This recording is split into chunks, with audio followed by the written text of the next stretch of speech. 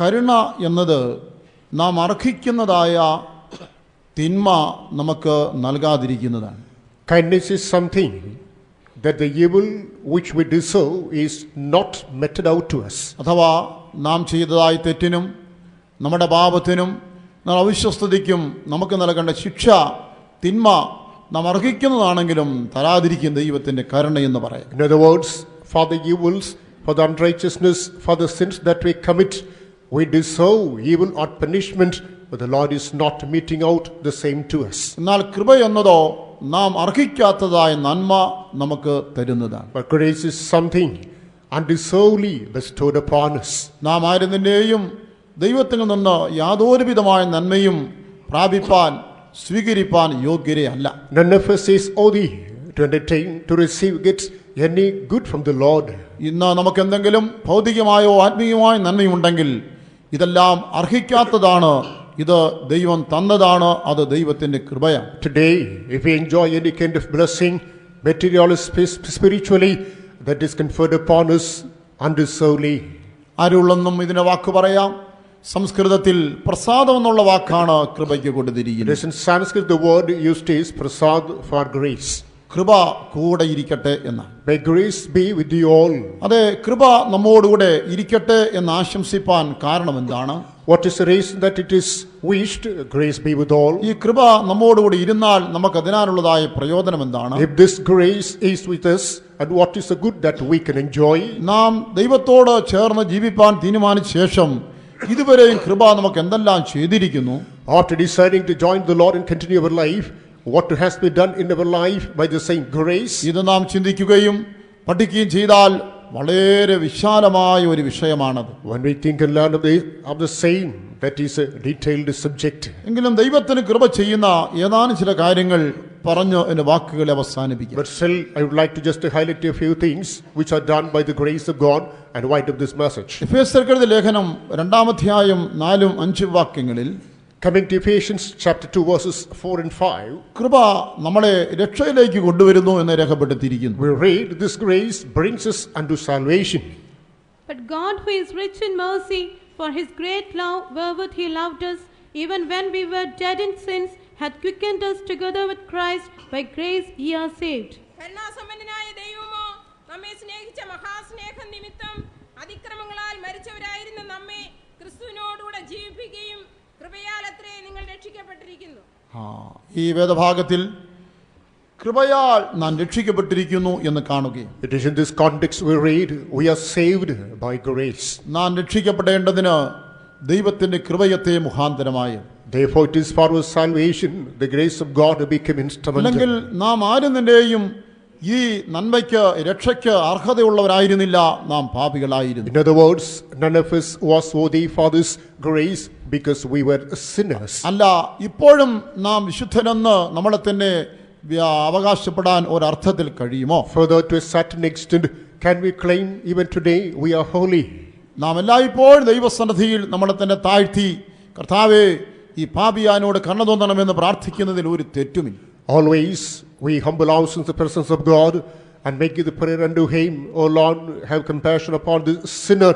That is not incorrect. എന്തുകൊണ്ടെന്നാൽ ഇന്ന് സമുദായത്തിലുള്ള പ്രാർത്ഥനയുണ്ട്, പാപിയായനോട് കരുണ തോന്നണമേ, തുടക്കത്തിലും മരണത്തിലും അങ്ങനെ തന്നെ പ്രാർത്ഥിക്കും. Because in normal churches that is a prayer that is undertaken always, even at the beginning, at the end, O Lord, have compassion upon me, this sinner. ആ അർത്ഥത്തിലല്ല, വിശാലമായ അർത്ഥത്തിൽ ചിന്തിക്കുമ്പോൾ നാം അങ്ങനെ പ്രാർത്ഥിക്കേണ്ടതുണ്ട്. It is not in the same sense, but in the detailed context. We should also offer the same prayer. പാപമെന്നാൽ എണ്ണത്തിൽപ്പെടുന്ന ഒരു പിടി കാര്യങ്ങൾ മാത്രമല്ല, നാം ദൈവത്തോട് അടുത്ത് ചെല്ലും തോറും പാപത്തിന്റെ പട്ടിക നമുക്ക് വെളിപ്പെട്ടുകൊണ്ടേയിരിക്കും. Sin does not mean a handful of sins that we commit which are included into the list, but as we come closer to the Lord, we will be revealed unto the greater sins within us. ഇന്ന് നമുക്ക് തെറ്റില്ലെന്ന് തോന്നുന്നതും നല്ലതെന്ന് തോന്നുന്നതുമായ കാര്യങ്ങൾ ദൈവത്തോട് അടുത്ത് ചെല്ലുമ്പോൾ നാളെ ഉപേക്ഷിപ്പാൻ നമ്മൾ നിർബന്ധിതരായി. There are certain things that is seem to our intellect we are righteous, tomorrow as we come closer to the Lord will seem to us sins. അങ്ങനെ പറഞ്ഞതിൽ, ഇങ്ങനെ ചെയ്തതിൽ എനിക്കത് തെറ്റായിട്ടും തോന്നുന്നില്ല എന്ന് നിങ്ങളോ ഞാനോ വാദിച്ചേക്കാം. നാം ദൈവത്തിന് അടുത്ത് ചെല്ലുമ്പോൾ നാളെ കർത്താവേ എന്നോട് കരുണ കാണിക്കണം നാം നിലവിളിപ്പാനിടയാകും. Even I may argue today that in that kind of dealing, that kind of conversation, it is righteous. I did not commit any error. But tomorrow, as we come closer to the Lord, we will be convicted that it was error. രക്ഷിക്കപ്പെടുവാനായി പാപത്തിന് വിടുവിക്കപ്പെടുവാനായി ദൈവത്തിന്റെ കൃപ നമുക്ക് വ്യാപരിച്ചു. ഇപ്പോഴും നാം കൃപയിൽ ആശ്രയിക്കേണ്ടവരാ. In order to get saved, in order to get liberated from the clutches of sin, it is the grace of God that to operate in us. Therefore today we are subjected to the grace. ക്ഷമിച്ചു കിട്ടുവാൻ യാതൊരു അർഹതയില്ലാത്ത നമ്മോട് ദൈവം ക്ഷമിച്ചു. We who are not worthy for the remission of our sins, the Lord forgave. വേദപുസ്തകത്തിൽ പലയിടങ്ങളിലായി കാണുന്ന ന്യായവിധി നമ്മുടെയും ജീവിതത്തിലും കുടുംബത്തിലും വരാമായിരുന്നു. ദൈവം അങ്ങനെ The അനുവദിച്ചില്ല. judgment of God that has been recorded in different portions of the scripture, we should also met to the same destiny, but the Lord had prevented us from everything. നോഹയുടെ കാലത്ത് നോക്കുമ്പോൾ ജനങ്ങളിലെ ആ മനോനിരൂപണം ഒക്കെയും ദോഷമുള്ളത് കണ്ടിട്ട് ദൈവം ജലപ്രളയത്താൽ ഒരു ന്യായവിധി കൊണ്ടുവന്നു. During the dispensation of Noah, the Lord was observing the thoughts of men, and the Lord brought upon them a punishment, that is the flood. ഇന്നും വെള്ളം മനുഷ്യരെ ശിക്ഷയായി തീരാറുണ്ട്. Even today, water or flood becomes punishment to man. വാസ്തവത്തിൽ നമ്മുടെ ജീവിതത്തിൽ അങ്ങനെയുള്ളതായ ശിക്ഷാവിധികൾ വരത്തക്ക കാര്യങ്ങൾ ഇല്ല എന്ന് പറയാൻ കഴിയുമോ? എങ്കിലും ദൈവം നമ്മോട് കരുണ കാണിക്കുകയും Can we say that I do not own such a natures in my life whereby I will not be subject to that kind of punishment? However, the Lord is kindful upon us. ഇതിന്റെ local സഭയിൽ ഒരു പ്രത്യേകമായ വിഷയം ഉണ്ടായിട്ട് ഒരു ഞായറാഴ്ച അവിടെ പോകേണ്ടതായിട്ട് വന്നു. On the local Trivandrum, because on the behest of a particular event, I had to attend a Sunday service there. അവൾ പൊതുവെ ചില കാര്യങ്ങൾ അവരെ ശാസിക്കുകയും ചിലർക്ക് ചില ശിക്ഷയും കൊടുക്കേണ്ടതായിട്ട് വന്നു. Openly, I had to rebuke on certain offense, and some people had to be lip banned. ഒരു വ്യക്തി വളരെ എതിർത്ത് വിമർശിച്ചും സംസാരിച്ചു. A person became rebellious and protestive, ഞാൻ അത് ഗണ്യമാക്കിയതേയില്ല. but I ignored. ചില നാളിന് ശേഷം ആ വ്യക്തി ഫോൺ ചെയ്ത് ക്ഷമ ചോദിച്ചു. After a few days, that person apologized through telephone. പിന്നീട് ഒരു കൺവെൻഷൻ സ്ഥലത്ത് വെച്ച് നേരിട്ട് കണ്ടും ക്ഷമ ചോദിച്ചു. That during a convention, he met me in person and asked pardon. മത്സ്യബന്ധനത്തിനായി കടലിൽ പോകുന്ന ഒരു വിശ്വാസിയായിരുന്നു. And he was a believer who would go to the ocean to fetch fishes. പുറംകടലിലായിരിക്കുമ്പോൾ പെട്ടെന്ന് എങ്ങനെയോ ആ വള്ളത്തിൽ തീ പിടിച്ചു. When he was in the outer ocean, unfortunately, the boat got caught fire. ശരീരമാസകലം പൊള്ളി. Then the body was burnt. രക്ഷപ്പെടുമെന്ന് വിചാരിച്ചതേയില്ല. He expected no ray of hope. ആ പുറംകടലിൽ സഹായമില്ലാത്ത നിലയിൽ അവിടെ അവസാനിക്കുമെന്ന് വിചാരിച്ചു. It is the outer waters, in a helpless and hopeless situation, he thought he would meet his end. ഗുരുതരമായ പൊള്ളയേറ്റ നിലയിൽ കരയ്ക്ക് എത്തിക്കപ്പെടുകയും പിന്നീട് ഒരുവിധം സൗഖ്യമാകുകയും ചെയ്തു. With the severe burn injuries, he came to the shore. To a certain extent, gradually, he got healed. തന്റെ ഉള്ളിൽ തോന്നി, അന്ന് സഭയിൽ പ്രശ്നം തീർപ്പാൻ വന്നപ്പോൾ നടത്തിപ്പാരുടെ എതിർത്തതായിരിക്കാം എന്റെ ഈ ന്യായവിധിക്ക് കാരണം. He felt to be then, as the pastor came there in order to reconcile the matters of the church, I was rebellious. That might be the cause of this agony. നാം ഓരോരുത്തരും നമ്മുടെ ജീവിതത്തെ നോക്കിയാൽ അതെ ആ നോഹയുടെ കാലത്ത് ഉണ്ടായ പോലെയുള്ള ന്യായവിധിക്ക് തക്ക തെറ്റുകൾ ഇല്ല എന്ന് പറയാൻ കഴിയുമോ? Individually, we examine our life. Can we say that I am not worthy for the punishment that was brought upon during the period of Noah? നിങ്ങളുടെയും എന്റെയും വാക്കുകൾ, പ്രവൃത്തികൾ, മനോനിർമ്മാണങ്ങൾ ഒക്കെ ദൈവത്തിന് പൂർണ്ണ പ്രസാദമാണെന്ന് സമർത്ഥിക്കാൻ കഴിയുമോ? Our words, our dealings, our thoughts, can we say that everything is pleasing to God?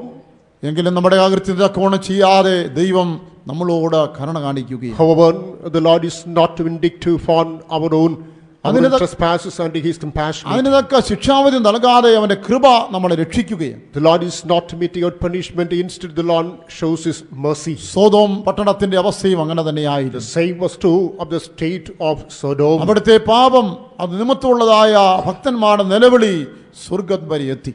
Even the saints of that particular city reached heaven, whereby the sin was tabooed. ആ പട്ടണത്തിൽ ഒരു നീതിമാൻ ഇരുന്ന് നീറിപ്പകഞ്ഞ് ദൈവത്തോട് നിലവിളിച്ചു, ഈ ദോഷം ഞാൻ എത്ര നാൾ കണ്ടുകൊണ്ടിരിക്കും. There was righteous in the city.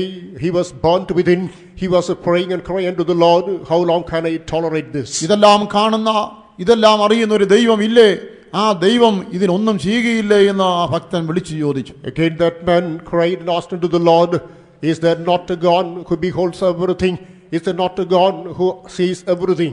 ദൈവം രണ്ട് ദൂതന്മാരെ അങ്ങോട്ട് അയച്ചു. ദൂതന്മാർ ചെന്ന് പറഞ്ഞു, അതെ, നിലവിളി സ്വർഗ്ഗത്തിലെത്തിയിരിക്കുന്നു. The Lord sent two angels.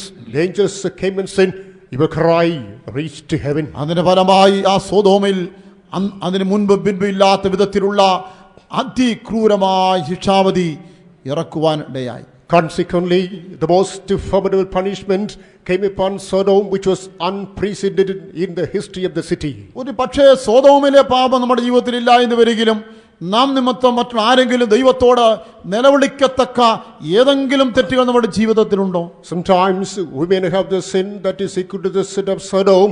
However, decay is within us, whereby other people may cry unto the Lord. ദൈവമേ, ഈ അമ്മായിയമ്മ ചെയ്യുന്നതൊന്നും കാണാനും കേൾക്കാനും കഴിയുന്ന ദൈവമില്ലേ? ഞാൻ എത്ര നാൾ ഇവിടെ ഇങ്ങനെ പീഡ അനുഭവിക്കും? Is there not a God who is beholding and hearing all the things done by this mother-in-law? How long have we been crying unto God? ഈ അയൽവാസിയുടെ പീഡ ഇതിനെ പരിഹരിക്കുവാൻ ചോദിക്കാൻ പറയാൻ ആരുമില്ലല്ലോ. എത്ര നാൾ ഇത് സഹിക്കും? ദൈവം സ്വർഗത്തിൽ നിന്ന് കാണുന്നില്ലേ? There's no one to question, justify and argue for me. The persecution done against me by my neighbor. Is there not a God who watches everything from heaven? ഞാൻ വിദ്യാഭ്യാസത്തിന് പോകുന്ന സ്ഥാനങ്ങളിൽ, അതുപോലെ ജോലി സ്ഥലങ്ങളിൽ ഒക്കെ അതേ വിശ്വാസ നിമിത്തവും നീതി നിമിത്തവും ഉള്ള ഈ പീഡനങ്ങൾ ഇതൊക്കെ കാണുകയും കേൾക്കുകയും ചെയ്യുവാനും എനിക്ക് വേണ്ടി ചോദിക്കുവാനും ഒരു ദൈവം സ്വർഗത്തിലില്ലേ എന്നൊരു നിലവിളി സ്വർഗത്തിലെത്തിയിരിക്കും. The places where I visit not to pursue my education, the place where I'm officiating, then all the unrighteousness deeds meted against me. Is it not a God in heaven who is inclined to my cry?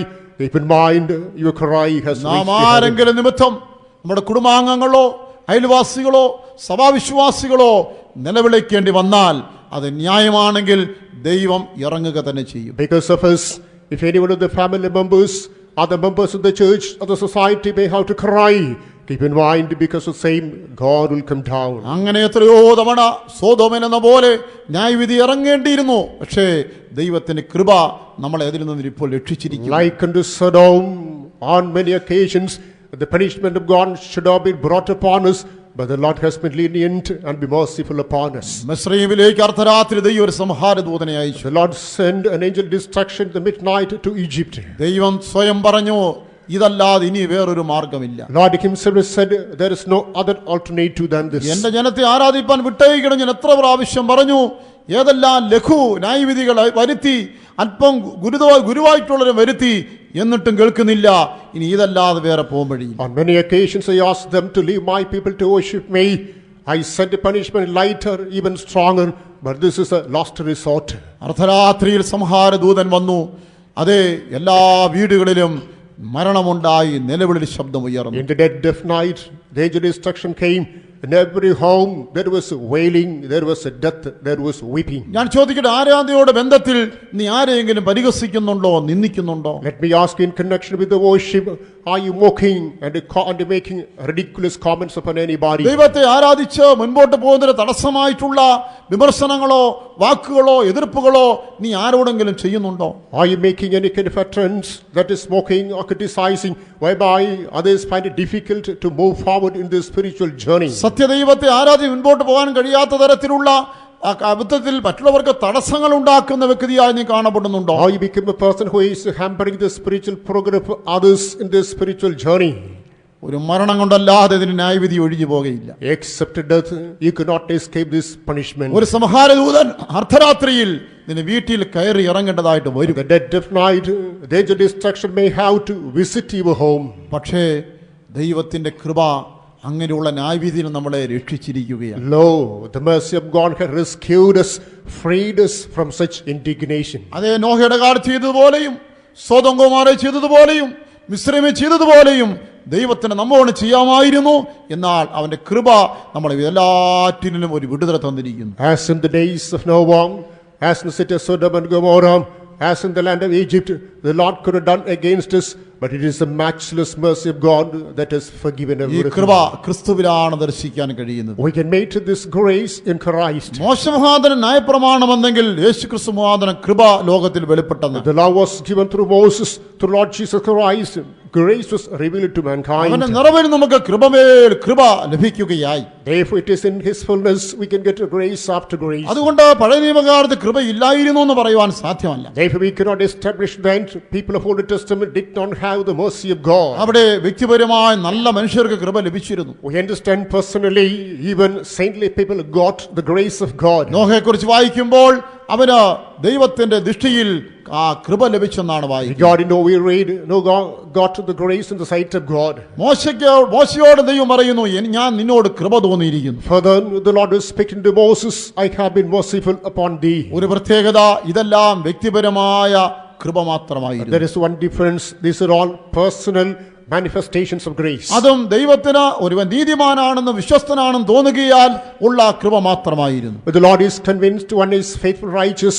Personally, the Lord becomes merciful to him. എന്നാൽ പുതിയ നിയമകാലത്തെ കൃപയും പഴയ നിയമകാലത്തെ കൃപയും തമ്മിൽ വളരെ വ്യത്യാസമുണ്ട്. But there is no ocean of difference between the grace of the Old and the New Testament dispensation. പഴയ നിയമകാലത്തെ കൃപ ചില വ്യക്തികൾ ഒതുങ്ങി നിന്നെങ്കിൽ യേശുക്രിസ്തുവിലുള്ളതായ കൃപ സാർവലൗകികമായിട്ടുള്ളതാണ്. The Old Testament, the grace was exclusive to certain individuals.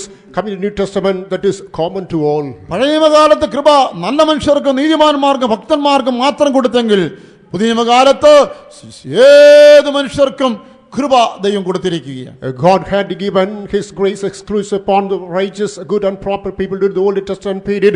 Coming to the New Testament, the Lord is given to everybody. ഏത് പാപിക്കും ഏത് ദ്രോഹിക്കും ഏത് അനുസരണം കെട്ടവർക്കും ദൈവം മനം തിരിയുവാൻ വേണ്ടി ക്രൂശിലൂടെ തന്റെ കൃപയെ വെളിപ്പെടുത്തിയിരിക്കുന്നു. To any disobedient, to any treacherous, to any sinner, in order to return from his way, in the New Testament, God is given His grace. പഴയ നിയമകാലത്ത് ദൈവത്തെ പ്രസാദിപ്പിച്ചവർക്ക് കൃപ കിട്ടിയെങ്കിൽ പുതിയ നിയമകാലത്ത് നാം പാപികളായിരിക്കുമ്പോൾ തന്നെ ദൈവം തന്റെ ക്ഷമയുടെയും കരുണയുടെയും ദയയുടെയും ആ കൃപയുടെയും ആ പ്രദർശനം ക്രൂശിലൂടെ നമുക്ക് തന്നിരിക്കുന്നു. Whereas the Lord had given mercy to the people of righteousness during the Old Testament period, in the New Testament, we who are yet sinners, the Lord has showered upon His matchless mercy, grace, and abundance of His kindness. അതാണ് യേശുക്രിസ്തു മുഖാന്തരം കൃപ വന്നു എന്ന് രേഖപ്പെടുത്തിയതിന്റെ അർത്ഥം. That's why we read, through Jesus Christ, grace has come. അല്ലെങ്കിൽ ലോകത്തിലെ സകല മനുഷ്യരുടെയും പാപത്തിന് ഉത്തരവാദിത്വം യേശു സ്വയമായിട്ട് ഏറ്റെടുത്തു. In other words, Lord Jesus Christ bore upon Him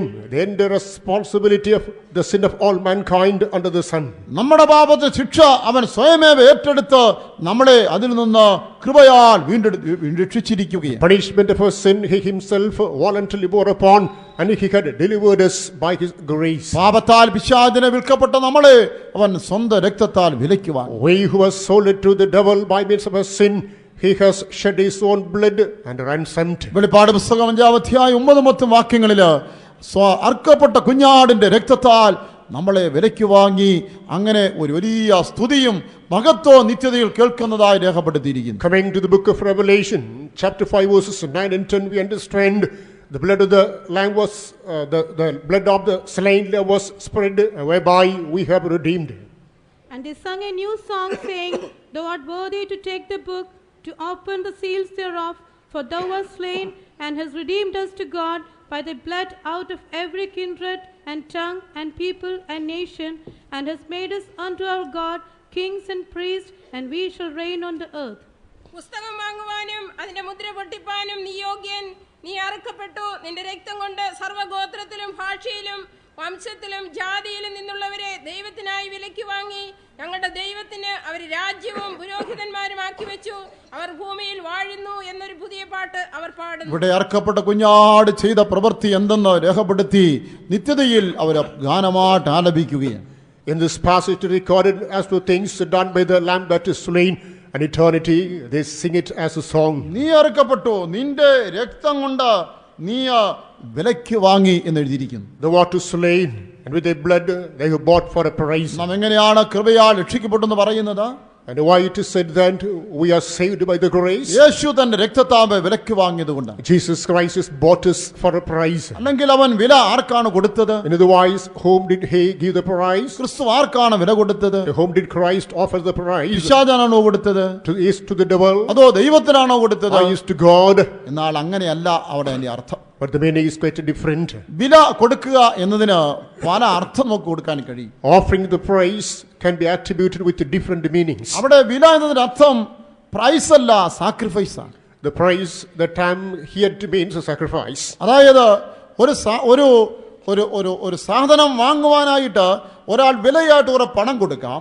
When a person can offer some money to purchase something, അതിനെ പണമായി അതിനെ വില കൊടുത്തു നമുക്ക് പറയാം. and we can say that he offered us money. എന്നാൽ ഏതെങ്കിലും ഒന്ന് സ്വന്തമാക്കുവാനായിട്ട് പണം കൊടുത്തില്ല, പക്ഷേ അതിനായിട്ട് പല കഷ്ടങ്ങളും ത്യാഗവും ഒരാൾ സഹിച്ചെങ്കിൽ അവൻ അതിനേറ്റ വില കൊടുത്താണ് സ്വന്തമാക്കിയെന്ന് പറയാൻ But he not inherited something instead of offering money.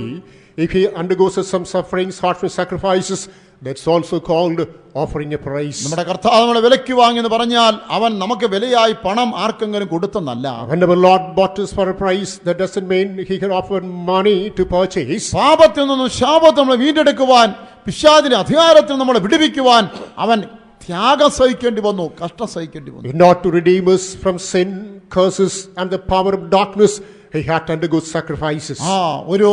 ഒരു മനുഷ്യൻ ഒരു കുട്ടി വളർന്നു വന്ന് നല്ല നിലയിലായി ഒരു സ്ഥാനത്ത് എത്തിച്ചേർന്ന് കഴിയുമ്പോൾ മറ്റുള്ള ആളുകൾ പറയും അവനെ ആ സ്ഥാനത്ത് എത്തിപ്പാൻ അവന്റെ പിതാവ് അല്ലെങ്കിൽ അവൻ അങ്കിള് എത്ര വില കൊടുക്കേണ്ടി അറിയാമോ? Imagine that a man has got a child, the child is brought up and that is come to a covetable position in the society. The people would say then, in order to bring this child to the covetable post, the father underwent greater sacrifices. അവന് വേണ്ടി ലക്ഷങ്ങൾ കൊടുത്തു എന്നുള്ളതല്ല, ചെറുപ്രായം മുതൽ ഈ നില എത്തിച്ചേരുന്നത് വരെയും അവനായി അനുഭവിച്ചതായ ത്യാഗം, അതാണ് വില. It is not spending lakhs of rupees for the son, but right for the younger period until he comes to the position. The sacrifices that he had undergone, that is a price. നമ്മെ വിലയ്ക്ക് വാങ്ങേണ്ടതിനായി ക്രിസ്തു സ്വർഗ്ഗഭോഗങ്ങളെ വെടിയേണ്ടതായി. Not to purchase us, Lord Jesus, we had to abnegate the heavenly glory. തന്നെത്താൻ താഴ്ത്തി അടിമയെ പോലെ ക്രൂശിൽ മരിക്കേണ്ടി വന്നു. He humbled himself and as a slave he had to die on the നമുക്കായി cross. നിന്ദയും പരിഹാസവും ഒക്കെ അവൻ ഏൽക്കേണ്ടതായി വന്നു. All the vilification and the mock he had to experience there. തന്റെ ജീവൻ വെടിയേണ്ടതായി വന്നു. Even he had to pour out his life. കേവലം ജീവൻ വെടിയുക മാത്രമായിരുന്നില്ല, അവസാനത്തുള്ള രക്തവും ചൊരിഞ്ഞുകൊണ്ടുള്ളതായ ഒരു മരണം കൈവരിക്കേണ്ടി It വന്നു. is not to simply sacrifice his life, even trickling, even the last drop of blood, and thereby he had to taste death. അഥവാ കർത്താവായ യേശു ക്രിസ്തുവിന്റെ അവൻ കൃപയാൽ നമ്മളെ രക്ഷിച്ചെന്ന് പറഞ്ഞാൽ നമുക്കായിട്ട് അവന്റെ രക്തം വിലയായി കൊടുത്തു. അത് അവൻ അനുഭവിച്ച ത്യാഗത്തെയും കഷ്ടത്തെയും വെളിപ്പെടുത്തുകയാണ്. In other words, as it is written, we have been saved by the grace of Lord Jesus Christ. Lord Jesus Christ has sacrificed his blood as a price. That implies the sacrifices that he had undergone for us. പഴയ നിയമകാലം പോലെയല്ല, പുതിയ നിയമകാലത്ത് സകല പാപികൾക്ക് വേണ്ടിയും കേവലം അവന്റെ ശത്രുക്കൾക്ക് വേണ്ടിയും യേശു തന്റെ കൃപയാൽ ജീവനെ കൊടുത്തിരിക്കുകയാണ്. Unless like the Old Testament, coming to the New Testament, Lord Jesus Christ had given his life for the sinners, for all people, even for his enemies. ഒരുവൻ ദൈവത്തിന്റെ സ്നേഹം അറിയാതെ ഏത് പാതയിൽ അവൻ പോയിരുന്നാലും ദൈവത്തിന്റെ കൃപ അവന് വേണ്ടി ദൈവം കാൽവറിയിൽ വെളിപ്പെടുത്തിയിരിക്കുകയും. Without knowing the love of Lord Jesus Christ, a man may falter away through his own way. It is for him too, Lord Jesus Christ revealed his love on the cross of Calvary. ചിലപ്പോൾ നീ ഒന്നിനു പിറകെ ഒന്നായി പല പാപങ്ങളിലും തിന്മകളിലും ദൈവമില്ലാത്ത കാര്യത്തിൽ ഏർപ്പെടുന്നുണ്ടാവാം. ദൈവത്തിനെ ശിക്ഷിക്കുന്നില്ല എന്ന് കരുതി നീ ആ പാപത്തിൽ തുടരരുത്. Sometimes one after another you may be plunging into sin, but the Lord is not executing punishment upon you. Then don't think that the Lord is not executing punishment, therefore do not continue. റോമാലേഖനം 6:1 വാക്യത്തിൽ പൗലോസ് ചോദിക്കുന്ന ചോദ്യം എന്താണ്? Romans chapter 6, the first verse, what is the question posed കൃപ by Saint Paul? കൃപ പെരുകേണ്ടതിന് പാപം ചെയ്തുകൊണ്ടിരിക്കുക എന്നോ? Shall we continue in sin that grace may abound? നമ്മുടെ പാപം അതിന് തക്ക ശിക്ഷ തരാതെ ദൈവം കൃപയുള്ളവനായിരിക്കുന്നതിനാൽ അങ്ങനെ എനിക്ക് പാപം തുടരാമെന്നാണോ അതിന്റെ അർത്ഥം എന്ന് ചോദിക്കുകയാണ്. As the Lord is not executing punishment according to our sins, doesn't mean that you can continue in sin for the abundance of your grace. നിന്റെ കൃപയോടെ നീ രക്ഷിക്കപ്പെടേണ്ടതിന് വേണ്ടി അവൻ കാത്തിരിക്കുന്നത് കൊണ്ട് പാപത്തെ തുടരാമെന്ന് വിചാരിക്കരുത്. ഒരു നാളിൽ ന്യായവിധി വരുവന് മുമ്പേ നീ കൃപയാൽ രക്ഷിക്കപ്പെട്ടു കൊള്ളണം. Because of his grace, he is waiting for your salvation. Don't think that therefore you can continue in the commission of sin. Keep in mind, one day will come, he will execute punishment upon your sins. നീ ഒരു പുതിയ ആത്മാവായിരിക്കാം, ഒരു പഴയ വിശ്വാസിയായിരിക്കാം. നിന്റെ ജീവിതത്തെ നീ രക്ഷപ്പെടുത്തി എത്ര നാൾ പോകും ഒരു ശുദ്ധീകരിക്കപ്പെടാതെ? Perhaps you may be a new soul, or an old believer, and getting escaped, just running away from this and then. How long can you continue? നീ പലപ്പോഴും ഇടപെട്ടിട്ടും പലപ്പോഴും മുന്നറിയിപ്പ് നൽകിയിട്ടും ഈ ജീവിതത്തിൽ തുടരുന്നെങ്കിൽ നിന്റെ കൃപ വ്യർത്ഥമാക്കി കളയുകയാണ്. Time and again the Lord is dealing with you. Again and again the Lord is giving you the note of caution.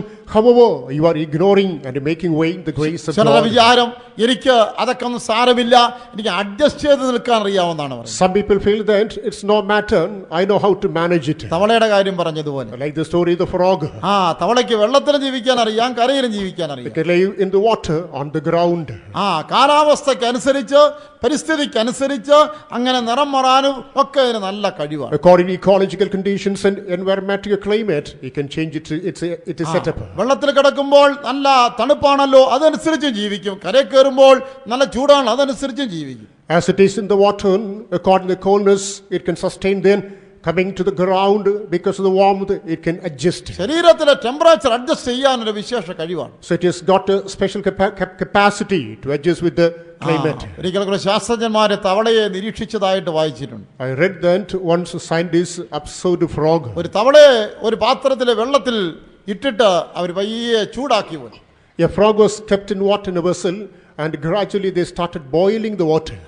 ആദ്യം വെള്ളം ചൂട് പിടിച്ചപ്പോൾ ചെറിയ അസ്വസ്ഥതയൊക്കെ തോന്നി. Gradually it started boiling, and it felt some restlessness. ഉടനെ ആ ചൂടിനെ അതിജീവിക്കാൻ വേണ്ടി ശരീരത്തെ അത് ക്രമീകരിച്ച് അഡ്ജസ്റ്റ് ചെയ്തു. And again it has restructured its own body in order to adjust the warmth. അതിന് വേണമെങ്കിൽ രക്ഷപ്പെട്ടു പോകാം, പക്ഷേ കുഴപ്പമില്ല, ഈ ചൂടൊക്കെ നമുക്ക് പിടിച്ചു നിൽക്കാവുന്നേ ഉള്ളൂ, പാത്രത്തിൽ കിടക്കുക. It could have escaped, but it says that I can survive this one. Therefore that was still in the vessel. ശാസ്ത്രജ്ഞന്മാർ വിട്ടില്ല, അല്പം കൂടെ ചൂടാക്കി. Again the scientists added up the fire. തവള ചാടി പോകുന്നില്ല. It is not running out. ഈ ചൂടോ അത് നമുക്ക് അഡ്ജസ്റ്റ് ചെയ്യാം. പിന്നെ ഈ ശരീരത്തെ അത് ക്രമീകരിച്ച് വെള്ളത്തിൽ കിടക്കുക. This heat I can adjust.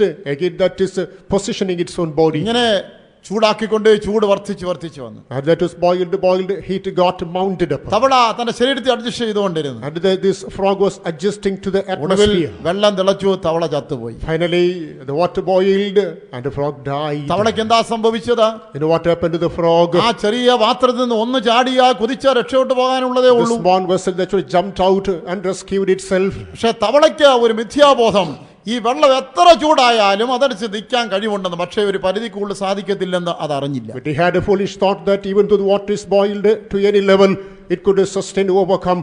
But after a certain limit, there's no question of survival. നമ്മുടെ തിന്മയ്ക്കും നമ്മുടെ അതിക്രമങ്ങൾക്കും നമ്മുടെ ദുസ്വഭാവങ്ങൾക്കും പിന്മാറ്റത്തിനുമെതിരെ ദൈവം പലപ്പോഴും ചൂടാക്കും, പക്ഷേ അഡ്ജസ്റ്റ് ചെയ്ത് നിൽക്കുന്നുണ്ടിരിക്കുകയാണ് പലരും. Against our evil natures, against our unrighteous acts, against our backslid natures, time and again the Lord may boil and hate us, but that is not a caution. നമുക്ക് പിടിച്ചു നിൽക്കാൻ കഴിയാത്തവരെയും കാര്യങ്ങൾ ചെല്ലും മുമ്പേ, അഥവാ സ്ഥിതി വഷളാകും മുമ്പേ നാം രക്ഷപ്പെടണം. Before things too little and too late, or before uncontrollable, we have to get rescued therefrom. ആ രക്ഷ നമ്മുടെ സ്വന്തം പരിശ്രമം കൊണ്ടല്ല, നീതിപ്രവൃത്തി കൊണ്ടല്ല, കൃപയാലത്രേ നാം രക്ഷിക്കപ്പെട്ടിരിക്കുന്നത്. That process of righteous salvation not by means of worthiness, also of righteousness, it is by means of the grace of God. ഈ കൃപ നമ്മളെ രക്ഷയിലേക്ക് നയിക്കുകയാണ്. This great grace is leading us unto salvation. നമ്മുടെ പാപമോചനത്തിലേക്ക് നയിക്കുകയാണ്. That's leading us unto the remission of sins. റോമാലേഖനം 3:24 വായിക്കുമ്പോൾ Coming to Romans chapter 3 verse 24. ഈ കൃപ നമ്മുടെ രക്ഷയിലേക്ക് മാത്രമല്ല നീതീകരണത്തിലേക്ക് നയിക്കുന്നു എന്ന് കാണാൻ കഴിയും. Not only does this lead us unto salvation, further that leads us unto justification. Being justified freely by his grace to the redemption that is in Christ Jesus. അവന്റെ കൃപയാൽ ക്രിസ്തുയേശുവിങ്കലെ വീണ്ടെടുപ്പ് മൂലം സൗജന്യമായി അത്രേ നീതീകരിക്കപ്പെടുന്നത്. ഇവിടെ നാം നീതീകരിക്കപ്പെടുന്നു. എങ്ങനെ? സൗജന്യമായി. എങ്ങനെ? കൃപയാൽ. By the grace of God, freely we are justified. ദൈവത്തിന്റെ കൃപയാൽ നാം സൗജന്യമായി നീതീകരിക്കപ്പെടുക. Freely we are justified by the grace of God. രക്ഷിക്കപ്പെടുക, നീതീകരിക്കപ്പെടുക എന്നുള്ള വാക്കുകളിലെ വ്യത്യാസം എന്താണെന്ന് ചിലർക്ക് അറിഞ്ഞുകൂടാ. Some people fail to understand what is the difference between the terms justified and saved. പ്രിയമുള്ളവരെ, അർത്ഥം മനസ്സിലാക്കിയാൽ രക്ഷിക്കപ്പെട്ടതിനായി പറയുന്നതിനേക്കാൾ 1000 സ്തോത്രം നാം കൂടുതൽ നീതീകരിക്കപ്പെട്ടതിനായി പറയും. Beloved ones, if you really understand the meanings of these two terms, we can understand by means of the term justification, we have to offer 1,000 praises more. നാം രക്ഷിക്കപ്പെടുക എന്ന് പറഞ്ഞതിന്റെ അർത്ഥം The meaning of getting saved. നാം ചെയ്ത പാപത്തിന് ശിക്ഷ നമുക്ക് തരാതെ അതിന് നമ്മളെ രക്ഷപ്പെടുത്തിയിരിക്കുന്നു. The punishment for the sins that we committed is not executed upon us. Instead, the Lord had become lenient upon നമ്മുടെ us. കുറ്റത്തിന് തക്ക ശിക്ഷ അവൻ തന്നില്ല, അതാണ് നാം രക്ഷപ്പെട്ടിരിക്കുന്നത്. The right retribution for the punishment is not given to us. That is salvation. എന്നാൽ നീതീകരണം എന്താണ്? What is meant by justification? നാം ചെയ്ത തെറ്റ് ചെയ്തില്ല എന്നതുപോലെ നമ്മളെ സമൂഹത്തിൽ അംഗീകരിക്കുമാറാക്കുന്നതാണ് നീതീകരണം. The sins that we had committed, it becomes a situation whereas as if it had not been committed in the midst of society. ഈ സഹോദരൻ ഒരു മോഷണം നടത്തിയെന്ന് വരികിൽ ശിക്ഷ കൊടുക്കേണ്ടതാണ്, ശിക്ഷിക്കാതെ വിട്ടു, അത് രക്ഷയായി. Imagine that the brother has committed a theft. He should have been punished, but that is lenient. പക്ഷേ പിന്നീട് ഇദ്ദേഹത്തെ കണ്ടാൽ ഞാൻ അങ്ങനെ പരസ്യമായി മിണ്ടാൻ ശ്രമിക്കത്തില്ല. But after, on another occasion when I see him openly, I will not be prepared to talk to him. മറ്റുള്ളവർ എന്തോ വിചാരിക്കും, ഒരു കള്ളനോടാണല്ലോ പാസ്റ്റർ സംസാരിക്കുന്നത്. Others will think that the pastor is having dealings with a thief. താൻ ഒരു ക്ഷയിക്കാൻ നിന്നാലും ഞാൻ ഒഴിഞ്ഞു മാറി. Even if he shakes a hand with me, I will avoid him. ഇവിടെ ഒരു ശുശ്രൂഷയ്ക്ക് ആവശ്യം വന്നാൽ ഞാൻ നിന്നെ വിളിക്കത്തില്ല. Even though he is in the service, I will just avoid him. തന്റെ തെറ്റുകൾ ക്ഷമിക്കപ്പെട്ടിരിക്കുന്നു, ശിക്ഷ കൊടുത്തിട്ടില്ല എങ്കിലും അദ്ദേഹത്തെ സ്വീകരിപ്പാൻ എനിക്കൊരു മനസ്സില്ലായ്മ. പണ്ടൊരു കുറ്റം ചെയ്ത വ്യക്തിയാണല്ലോ എന്നുള്ള ഒരു വിധി. It is true that he has committed the mistake. The mistakes are also forgiven unto him, exonerated himself.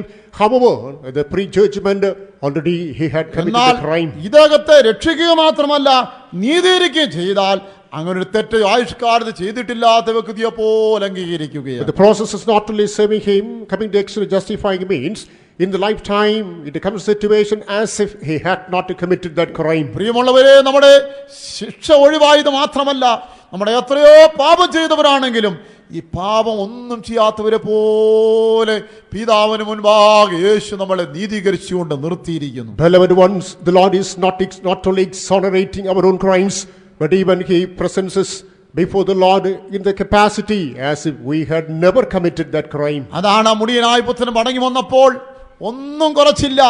അവന്റെ ജ്യേഷ്ഠൻ ഉള്ളതുപോലെ ചെരുപ്പ്, മോതിരം, വസ്ത്രം എല്ലാം കൊടുത്തു.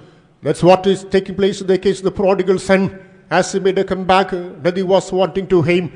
As his brother had, even the shoes, rings, everything was given to him. അവന് വേണ്ടി നല്ലൊരു സദ്യയും നടത്തി. He made a good feast for him. ഇതാണ് ചേട്ടനെ പിടിക്കാതെ വന്നത്. This was the brother got displeased with. ഇവൻ നശിപ്പിച്ചിട്ട് വന്നു, അവനെ വീട്ടിൽ കയറ്റിയെങ്കിൽ കുഴപ്പമില്ല, എവിടെങ്കിലും ഒരു മുറി കൊടുത്തോ, ഞാൻ സമ്മതിച്ചിരിക്കുന്നു. പക്ഷേ അവനെ എനിക്ക് തുല്യം അവിടെ അംഗീകരിച്ചത് ഞാൻ എങ്ങനെ പൊറുക്കും? If he had squandered everything and coming back, it's all right, accept him and give some corner in our house, it's all right, but even he is given equal status as I am. ഇതെല്ലാം പോയി നശിപ്പിച്ച് വീട് മിട്ടും പോയി മോശമായി ജീവിച്ച് മടങ്ങി വന്ന ഇവനെ നിന്റെ അപ്പനെ അനുസരിച്ച് വിട്ടു വിശ്വസ്തയോടെ ജീവിക്കുന്ന എനിക്ക് തുല്യം അതെനിക്ക് പൊറുക്കാൻ പറ്റത്തില്ല. He quit the house, wasted everything, led an abominable life, and after that he made a comeback and he has been accepted. Not only that, my father has considered him equal to me. ഇതാണ് യേശു നമ്മോട് ചെയ്തിരിക്കുന്നത്. This is what Jesus has accomplished. നമ്മുടെ പാപശിക്ഷ ഏറ്റെടുത്ത് നമ്മുടെ പാപശിക്ഷയിൽ നിന്ന് ഒഴിവായത് മാത്രമല്ല, നമ്മളെ കൂട്ടിക്കൊണ്ട് പിതാവിന്റെ സന്നിധിയിൽ പോയിട്ട് പറയുകയാണ്, ഇവൾ ഒരു തെറ്റും ചെയ്യാതെ ഒരു വ്യക്തിയെ പോലെ ഇവനെ എന്നെ പോലെ അംഗീകരിക്കണമേ. Not only did he undertake the punishment that had to come upon us, that upon him, and he had taken us to the presence of God and says, like unto me, he had never committed any crime, consider him as you consider me. അങ്ങനെ നമ്മളെ ദൈവം നീതീകരിച്ചാൽ ആർക്ക് കുറ്റം വിധിപ്പാൻ സാധ്യമല്ല. But if the Lord justifies us, no one can find fault with us. റോമർ 8:33 വായിക്കുമ്പോൾ നീതീകരിക്കുന്നവന് ദൈവം ശിക്ഷ വിധിക്കുന്നവൻ R എന്ന് ചോദിച്ചിരിക്കുന്നു. Romans 8:33 we read, who shall lay anything to the charge of God's elect? പ്രിയമുള്ളവരെ, ഈ ലോകം മുഴുവനും നിനക്ക് എതിരായിരുന്നാലും ദൈവം നിന്നെ നീതീകരിച്ചാൽ നിന്നെ ശിക്ഷ വിധിപ്പാൻ ആർക്കും അധികാരാവകാശവുമില്ല. Beloved ones, the whole world is standing against you and the Lord justifies you. There's no one who can charge with thee. അവൻ നമ്മുടെ ശിക്ഷ ഒഴിവാക്കുക മാത്രമല്ല, ഒരു തെറ്റും ചെയ്യാത്തവരെ പോലെ നമ്മൾ അംഗീകരിച്ചിരിക്കുകയാണ്. Not only did he exonerate our own punishment, but he brought us a situation as if we did not commit sin. എങ്ങനെയാണ് ഇത് നടപ്പാക്കിയിരിക്കുന്നത്? How has this been materialized? യേശു രക്തത്താൽ നമ്മളെ പൊതിഞ്ഞതുകൊണ്ട്, as the Lord Jesus Christ covered us with his blood. അവന്റെ രക്തം മൂലം വിശ്വാസത്താൽ കൃപയാൽ അവൻ നമ്മളെ നീതീകരിച്ചിരിക്കുകയാണ്. By faith, by grace, by his blood he has justified. യേശുവിന്റെ രക്തത്താൽ ശുദ്ധീകരിക്കപ്പെട്ടതിനാൽ, കഴുകപ്പെട്ടതിനാൽ പാപം ചെയ്യാത്തതിനെ പോലെ നമ്മൾ As മാറ്റപ്പെട്ടിരിക്കുന്നു. we are cleansed and sanctified by the blood of Lord Jesus Christ, we are brought to a status whereby we come as if we did not commit sin. ഈ രക്തത്തിനുള്ളിൽ നാം മഹാപാപികളെന്ന് വരികിലും ഈ രക്തത്തെ നോക്കിയിട്ട് പിതാവായ ദൈവത്തിന് നമ്മളെ ശിക്ഷ വിധിക്കുവാൻ കഴിയുന്നില്ല. Even though we are the most heinous sinners, as we are covered in the blood of Lord Jesus Christ, the Heavenly Father is observing. To his surprise, we are the blood of Jesus Christ. Therefore, he is not able to execute punishment upon us. സ്കോട്ട്ലൻഡിലോ മറ്റുമാണെന്ന് തോന്നുന്നു. ഒരിക്കൽ ഒരു ഒരു ഒരു പടയാളിയെ ഒരു American പടയാളിയെ പട്ടാള കോടതി കുറ്റത്തിൽ പിടിച്ചു. I suppose in Scotland once an American soldier was charged by the court, പക്ഷെ അവൻ ആ തെറ്റ് ചെയ്തിരുന്നില്ല. but he didn't commit that crime. ആരെല്ലാം പറഞ്ഞിട്ടും കേൾക്കുന്നില്ല. And whomsoever advocated, it was not അവൻ heeded. നിരപരാധിയാണെന്ന് അവന്റെ കൂട്ടുകാർക്കും മറ്റെല്ലാവർക്കും അറിയാം. His friends, the fellow workers, knew that he was innocent, പക്ഷെ കോടതി അവനെ ശിക്ഷ വിധിച്ചു. but the court convicted him. വെടിവെച്ചു കൊല്ലാൻ ശിക്ഷ വിധിച്ചു. He must be shot to death. അവനെ വെടിവെക്കാനായി വധസ്ഥലത്തേക്ക് So കൊണ്ടുപോയി. he was brought to the place of execution. അങ്ങനെ വെടിവെക്കാൻ ഒരുങ്ങുന്നതായി വേളയിൽ When it was attempted to kill, അവന്റെ സ്നേഹിതരെ ചാടി വീണിട്ട് അമേരിക്കൻ പതാക കൊണ്ട് അവനെ അങ്ങ് പുതപ്പിച്ചു. his friends jumped through and covered with the American flag.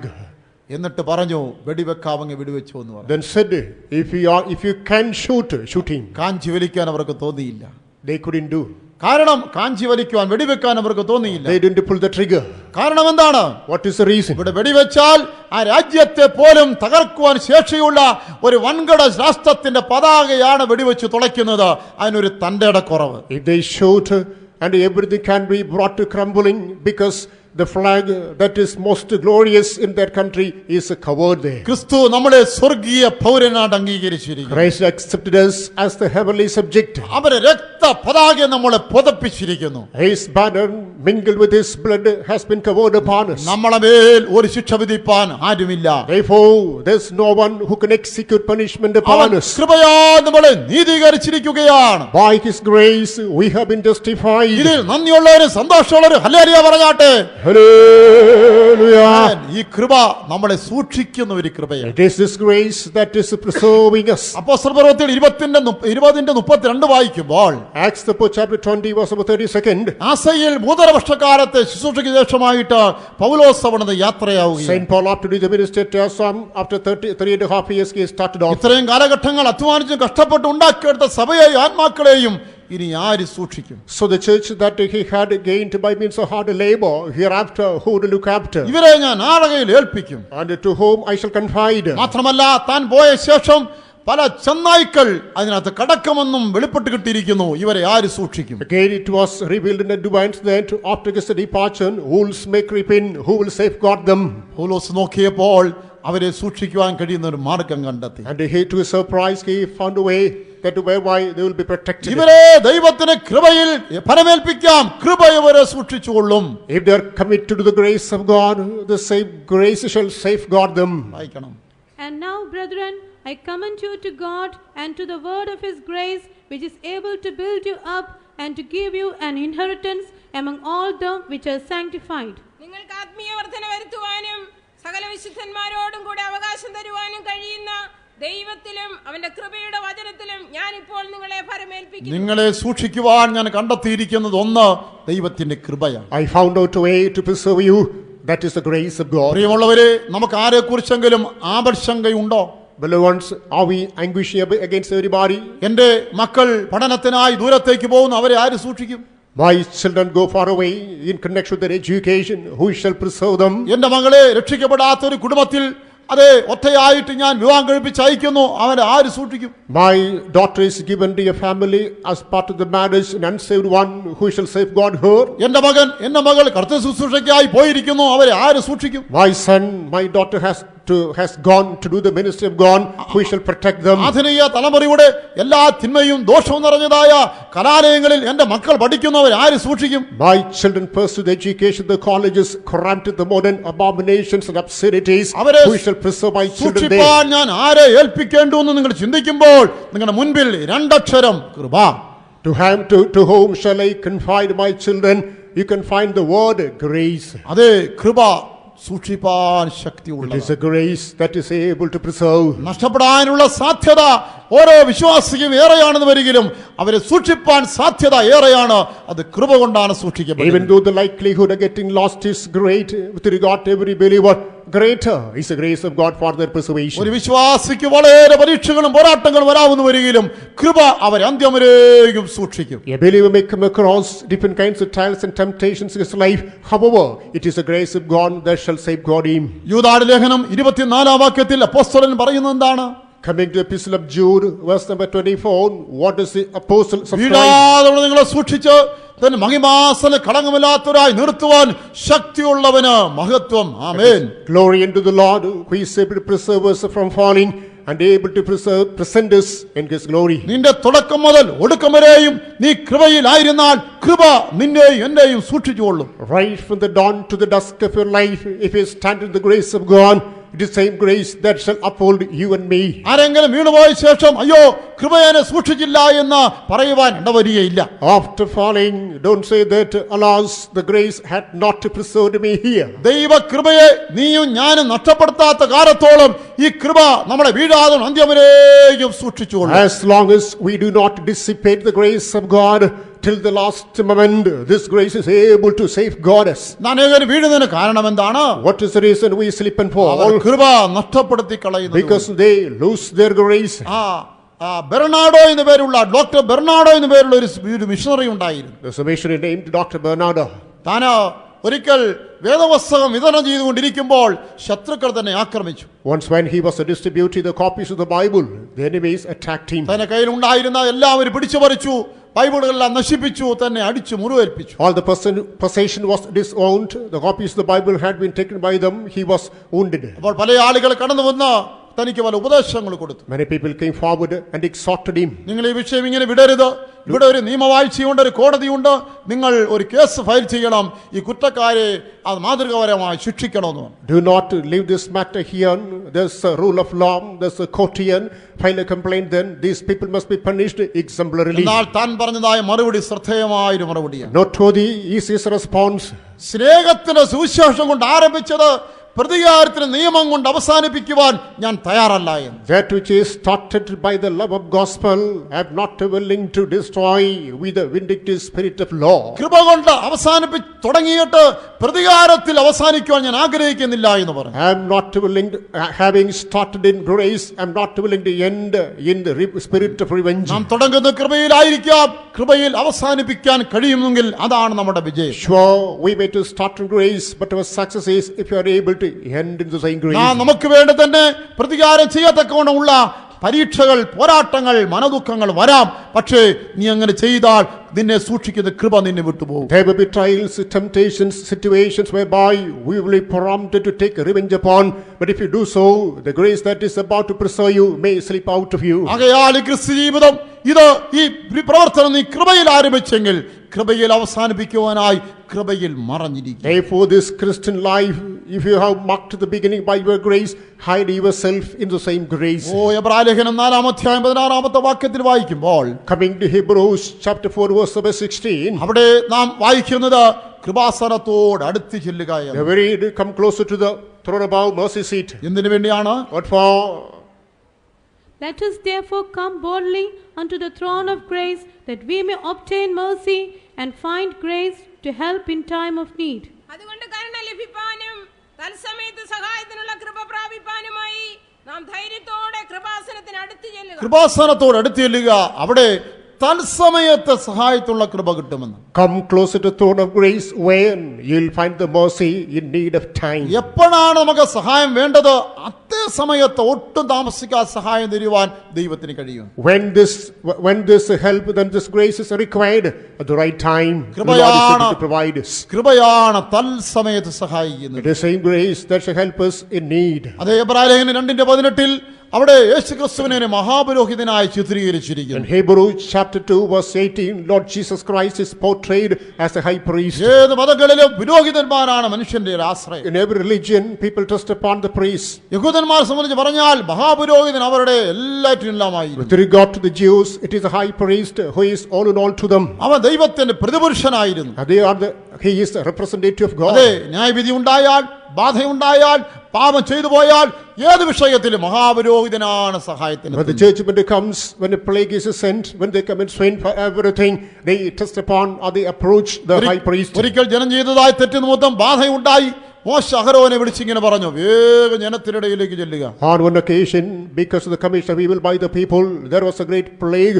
The Lord told Moses, go nigh unto the people. മഹാപുരോഹിതനായ അഹരോൻ ധൂപകലശമെടുത്തുകൊണ്ട് ജനത്തിനിടയിലേക്ക് ചെന്ന് മരിച്ചവർക്ക് ജീവനിടയിൽ ഇടയ്ക്ക് നിന്ന് ധൂപം കാട്ടിയപ്പോൾ ബാധ അടങ്ങി. The high priest Aaron, he took the censer and he was in the midst of the people and he offered the incense. Therefore, the plague that got quenched. അവിടെ ചെല്ലുന്നതിന് മുൻപ് അനേകം പേര് മരിച്ചുപോയിരുന്നു. Before reaching that place, many people died. എന്നാൽ ചെന്ന ശേഷം ആരും മരിച്ചു. But after reaching, no one died. അഹരോൻ ചെല്ലാൻ അല്പം കൂടെ വൈകിയെന്ന് വരികിലോ എത്രയോ പേര് മരിക്കുമായിരുന്നു.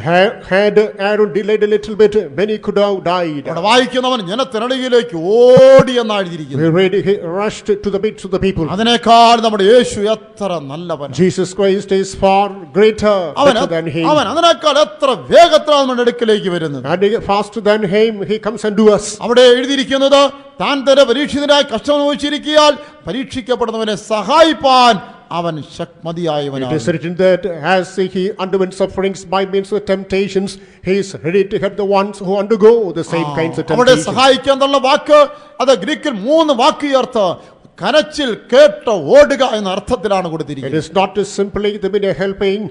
Coming to Greek, 3 times are used: hearing, the cry, and rushing. ഇവിടെ ഇത്രയും അമ്മമാരിപ്പുണ്ടല്ലോ, ഒരു 10 കുട്ടികളായി പുറത്ത് കളിച്ചുകൊണ്ടിരിക്കുകയാണെന്ന് ഇരിക്കട്ടെ.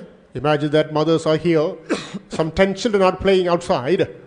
ഒരു കരച്ചിൽ കേട്ടാൽ ആ കുട്ടിയുടെ അമ്മയെ എഴുന്നേറ്റോടെ എല്ലാവരും ഓടത്തില്ല. When the cry is heard, only the respective mother will go. ഒരു കുട്ടി കരഞ്ഞു കേട്ടാൽ ഇവിടെ ഇരിക്കുന്ന അമ്മമാരെല്ലാം ഓടത്തില്ല.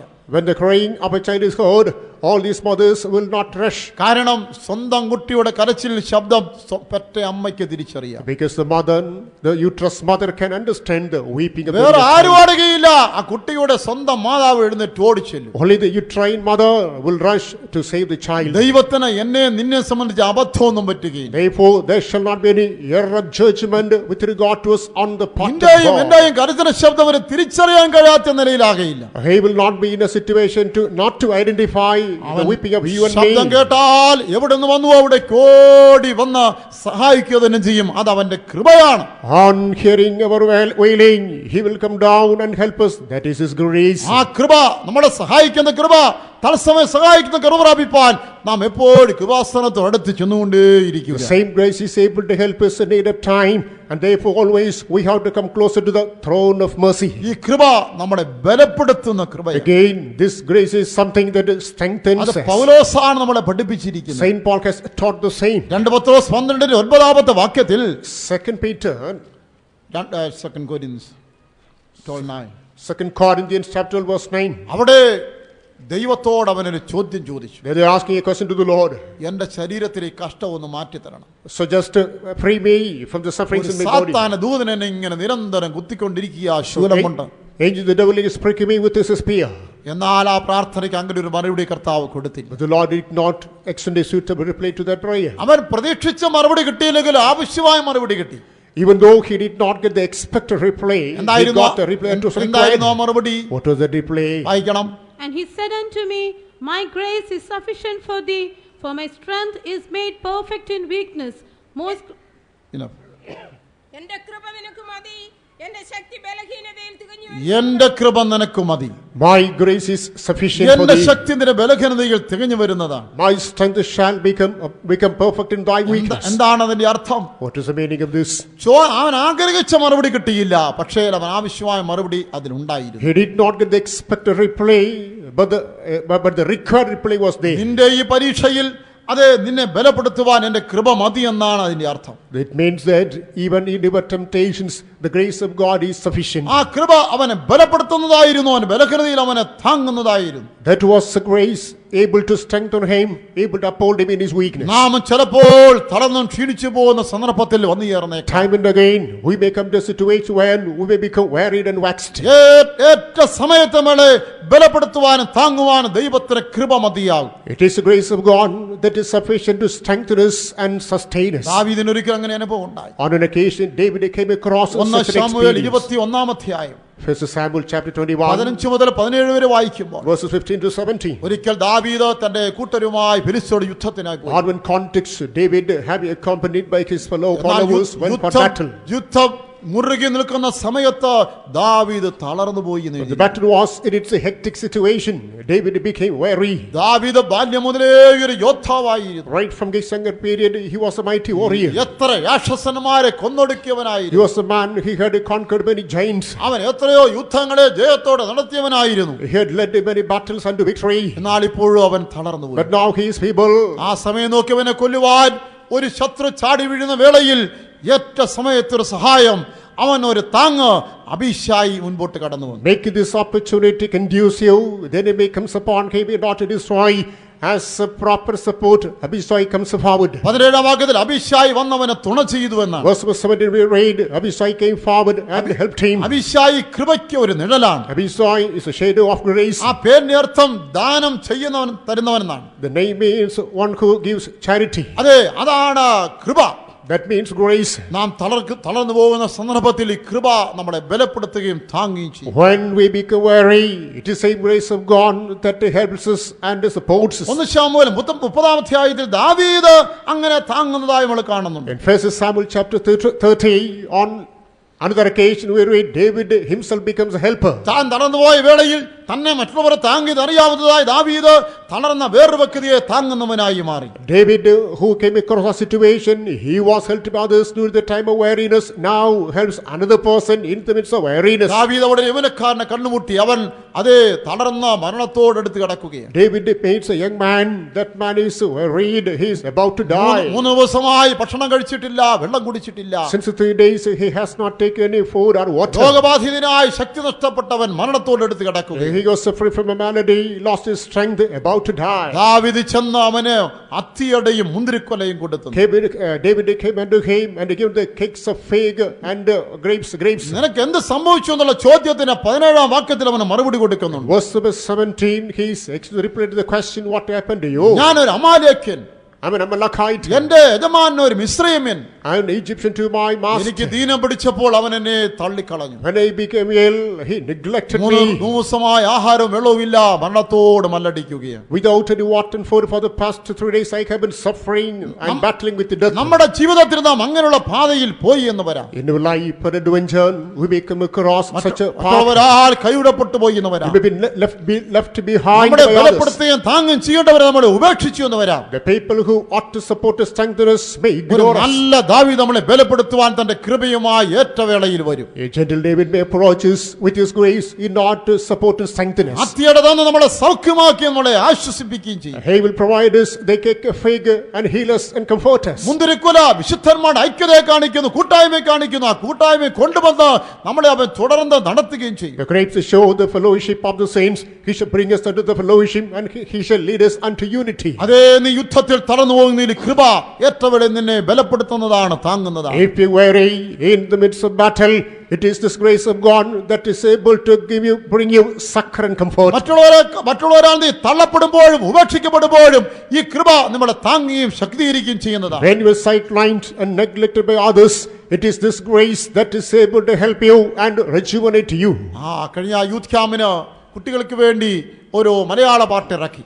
In the last youth camp for the children, a new Malayalam song was അത് composed. ഫാദർ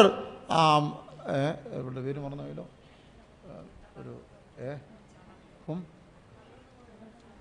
ഒരു ഫാദറുണ്ട് ആ CSIയിൽ മറന്നുപോയി. അദ്ദേഹത്തിന്റെ പാട്ട് മലയാളത്തിലാക്കി കുട്ടികൾക്ക് കൊടുത്തു. That was translated into Malayalam and given to the children. തളർന്നുപോയ നേരത്തിലെല്ലാം എന്നെ ബലപ്പെടുത്തിയ കൃപയല്ലോ ഇത്. തളർന്നുപോയ എന്നിൽ ആവസിച്ച കൃപയല്ലോ ഇത്. കൃപയല്ലോ കൃപയല്ലോ മാറാത്ത നല്ല കൃപയല്ലോ. കൃപയല്ലോ കൃപയല്ലോ മാറാത്ത നല്ല കൃപയല്ലോ. നിന്റെ കൃപയത്രേ എന്നെ താങ്ങിടുന്നത്. നിന്റെ കൃപയത്രേ എന്നെ നടത്തിടുന്നത്.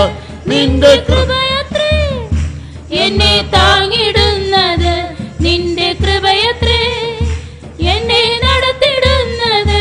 നമ്മളെ ബലപ്പെടുത്തുവാൻ താങ്ങുവാൻ ദൈവത്തിന് കൃപ മതിയായതാണ്. The grace of God is all sufficient to strengthen us and help നാം us. തളർന്നു പോകുമ്പോൾ ക്ഷീണിച്ചു പോകുമ്പോൾ നമ്മളെ ബലപ്പെടുത്തുവാൻ ദൈവത്തിന് കൃപ ഏറ്റ സമയത്തും ലഭിക്കും. When we become tired and weary, in order to strengthen and uphold us, the grace of God shall arrive then in need of time. ഇനിയല്ല, നിനക്ക് ജീവിതത്തിൽ പിന്മാറ്റങ്ങൾ സംഭവിക്കുമ്പോഴും ഈ കൃപ നിന്നെ താങ്ങി യഥാസ്ഥാനപ്പെടുത്തി നിന്നെ വീണ്ടും ശരിയായ സ്ഥാനത്തേക്ക് കൊണ്ടുപോയി. Further, during the moments of backsliding, it is same grace of God may meet us, uphold us, lead us and bring us to destination. ലൂക്കോസ് 10-ാം അധ്യായത്തിൽ ഒരു മനുഷ്യൻ യെരുശലേം വിട്ട് എരിഹോവിലേക്ക് പോയി എന്ന് കാണാം. In Luke's Gospel chapter 10, we are able to read of a man journeyed from Jerusalem to Jericho. യെരുശലേം ദൈവത്തിന് ആലയമുള്ള സ്ഥലം, എരിഹോവിലേക്ക് യാത്ര ഒരു പിന്മാറ്റത്തെ കാണിക്കുകയും Jerusalem is a place where the temple of God was, and from there he was moving to Jericho, that is moving to backsliding. എല്ലാ പിന്മാറ്റക്കാർക്കും സംഭവിക്കാവുന്നതുപോലെ അവന് കള്ളന്മാരുടെ കയ്യിൽ പിശാചിന്റെ കയ്യിൽ അകപ്പെട്ടു. As in the case of all backsliders, he was cornered into the hands of the thieves. That is devil. അതികഠിനമായി മുറിവേറ്റു. He was completely maimed. പലരും കടന്നുപോയി, ആരും തിരിഞ്ഞു നോക്കി. When he passed by, nobody observed. 10:33 ഒരു ശമരിയാക്കാരൻ ആ വഴിയായി വന്നു. Chapter 33 was highlights a Samaritan. അവൻ അങ്ങനെ കണ്ണടച്ച് കടന്നുപോയില്ല. He did not wink at him. അവൻ ചെന്ന് അവനെ താങ്ങി എഴുന്നേൽപ്പിച്ചിരുത്തി. He came, he propped him up, അവന്റെ മുറിവുകളെല്ലാം അവൻ കെട്ടി. and he bound him. അവനെ വീണ്ടും താങ്ങിയെടുത്ത് എന്റെ വാഹനത്തിൽ കയറ്റി He was വഴിയമ്പലത്തിൽ കൊണ്ടുപോയി സംരക്ഷിക്കുന്നതിന്റെ കയ്യിൽ ഏൽപ്പിച്ചു. He was appalled and brought him in his own vehicle, brought to the inn. പിന്മാറ്റത്തിന്റെ അവസ്ഥയിലും നീ ആയിരുന്നാലും നിന്നെ ഈ ദൈവത്തിന്റെ കൃപ ഉപേക്ഷിക്കാതെ നിന്നെ താങ്ങിയെടുത്ത് യഥാസ്ഥാനപ്പെടുത്തി യഥാസ്ഥാനത്തേക്ക് കൊണ്ടുവരുവാൻ തക്കോണം മതിയായതാണ്. Even if you are in the backsliding situation, it is the grace of God that able to find you, alleviate shortcoming, uphold you, carry you and bring to the inn. കാര്യങ്ങളുടെ അവസ്ഥ പെട്ട് നീ പിന്മാറി പോയിരിക്കുകയാണോ? Or have you backslid for the ആദ്യകാല അനുഭവങ്ങൾ നിനക്ക് നഷ്ടപ്പെട്ടിരിക്കുകയാണോ? Have you lost your first experiences? നിന്റെ ഹൃദയം കഠിനപ്പെട്ട ദൈവത്തിൽ നിന്നും ദൈവസഭയിൽ നിന്ന് നീ അകന്നിരിക്കുകയാണോ? Has your heart hardened and gone away from the presence of God? നിന്നോട് ക്ഷമിക്കുവാനും നിന്നെ യഥാസ്ഥാനപ്പെടുത്തുവാനും കൃപ മതിയായതാണ്. And not to forgive and to restore you, the grace of God is all sufficient. എന്നാൽ നീ നിന്റെ നിലപാട് തിരുത്തണം. But you have to just change your നിന്റെ stand. പിന്മാറ്റത്തെ തിരുത്തണം. You have to correct your backsliding. നിന്റെ ഇപ്പോഴത്തെ വഴിയിൽ നിന്ന് പിന്തിരിഞ്ഞ് ദൈവത്തിന്റെ വഴിയിലേക്ക് വരാൻ തീരുമാനിക്കുമെങ്കിൽ ഈ കൃപ നിന്നെ താങ്ങും. If you make up your mind to make a comeback from the present way to the presence of God, the Lord shall uphold in thee. ഒരിക്കൽ വിശ്വാസ നിമിത്തം ഒരു സ്ത്രീയെ ജയിലടയ്ക്കുവാൻ തീരുമാനമായി. On one occasion, for the sake of faith, one woman was about to be imprisoned. അവൾക്കൊരു മകൻ ഉണ്ടായിരുന്നു. ഈ മകനെയും കൂടെ കൂട്ടി ജയിലിലേക്ക് പോയി. She had a son. Taking her son, she came to the prison. അവിടെ ചെന്ന് ജയിലിലെ ആ ഭീകര അവസ്ഥ അവർ കൺമുന്നിൽ കണ്ടു. Reaching then, she witnessed the terrific experiences there. അപ്പോൾ ആ സൂപ്രണ്ട് പറഞ്ഞു, യേശുവിനെ തള്ളിക്കളയാമെങ്കിൽ നിങ്ങളെ ജയിലിൽ കിടക്കാതെ നിങ്ങൾ വിട്ടയക്കാം. If you deny Jesus Christ, he shall be freed from here, was the covetous statement of the ആ superintendent. സ്ത്രീ ധൈര്യമായി ജയിലിൽ പോകാൻ തയ്യാറായി. And she dared to go to the prison. പെട്ടെന്ന് മകൻ വാവിട്ട് നിലവിളിക്കാൻ. All of a sudden, the son started crying. അയ്യോ, ജയിലിനുള്ളിലേക്ക് പോകുന്നത് ഓർത്തിട്ട് ആ മകൻ ഭയങ്കരമായി നിലവിളിച്ചു. The son started to wailing, thinking of the moving in the അമ്മേ experience. വേണ്ട, അമ്മേ വേണ്ട, അമ്മേ എന്ന് പറഞ്ഞ് കരയാൻ തുടങ്ങി. He started to say, "Mother, no mother, let's not go." ഈ മകന്റെ കരച്ചിൽ അമ്മയെ വളരെ വിഷമിപ്പിച്ചു. And the mother was in put a greater predicament. ഈ മോനെയും കൊണ്ട് ജയിലിനുള്ളിൽ പോയാൽ സ്ഥിതി എന്താണ് നിശ്ചയമില്ലാത്തതിനാൽ അവരുടെ മനസ്സാകെ കലങ്ങി. And she was totally confused because taking her own son, if she moves to the prison, what will be the future? ഒടുവിൽ വന്ന് ആ സൂപ്രണ്ട് പറഞ്ഞു, ഞാൻ വിശ്വാസം തള്ളിക്കളഞ്ഞിരിക്കുന്നു. Coming back to the superintendent, she said, "I deny my faith." നിങ്ങൾക്ക് വീട്ടിൽ പോകാമെന്ന് പറഞ്ഞു. And you can go home. ആ മകന്റെ കൈക്ക് പിടിച്ച് ഇങ്ങോട്ട് വീട്ടിലേക്ക് നടക്കുകയാണ്. Holding her son, she was making her way to അപ്പോൾ ആ home. മകൻ അമ്മയോട് പറഞ്ഞെന്നറിയാമോ? You know what did the son say to the mother? അമ്മേ, അങ്ങ് യേശുവിനെ തള്ളിക്കളഞ്ഞപ്പോഴേ യേശുപ്പച്ചൻ എന്ന് മാത്രം ദുഃഖിക്കുകയായിരുന്നായിരിക്കും. Mother, as you denied Jesus, he should have been grieved more. അവർക്കാണ് ദേഷ്യവും വന്നു. And she felt angry. എടാ, നീ കാരണമല്ലേ ഞാനത് ചെയ്യേണ്ടി വന്നത്. Because of you, I had to do it. ഞാൻ പോകാൻ കഷ്ടം സഹിക്കാൻ തയ്യാറായിരുന്നു. നിന്റെ കരച്ചിൽ കേട്ടുകൊണ്ടല്ലേ ഞാൻ അങ്ങനെ തീരുമാനിച്ചത്. I was ready to suffer, heeding to a cry. I changed my decision. അപ്പോൾ ആ മകൻ പറയാണ്, അമ്മേ ഇനി ജയിലിൽ പോകേണ്ടി വന്നാൽ ഞങ്ങൾക്ക് അറിയത്തില്ലമ്മേ. Then the son said that hereafter, if he happen to go to prison, I will not cry. ഓ ആ അമ്മ മകനെ പിടിച്ചുകൊണ്ട് തിരിച്ച് ജയിലിലേക്ക് നടന്നു. Again, taking the son, she came back to the prison. ഞാൻ യേശുവിനെ തള്ളിപ്പറയാൻ സാധ്യമല്ല, ഞാൻ സത്യത്തിന് വേണ്ടി ഇതിനകത്ത് കിടക്കാമെന്ന് പറഞ്ഞു. There's no question denying Jesus for the sake of truth. I am willing to go to the boss. എന്റെ മകൻ എന്നെ യഥാസ്ഥാനപ്പെടുത്തി. My son has restored me.